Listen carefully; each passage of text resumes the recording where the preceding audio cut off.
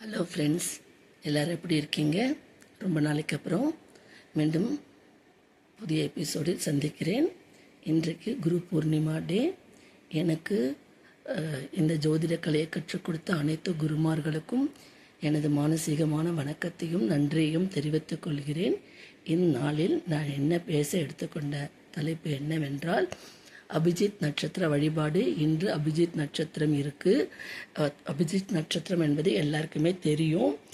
இப்போ ரீசண்டாக எல்லாருக்கும் அபிஜித் நட்சத்திர வழிபாடு சொல்லிகிட்டு இருக்கேன்.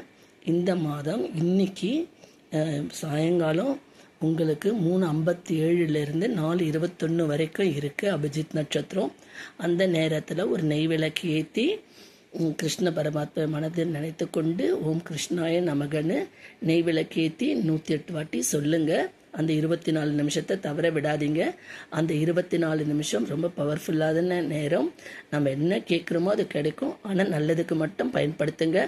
நம்ம கெட்டதுக்கு பயன்படுத்தக்கூடாதுன்றதுக்காக தான் அந்த நட்சத்திரம் கிருஷ்ண பரமாத்மாவால் மறைக்கப்பட்ட நட்சத்திரம்.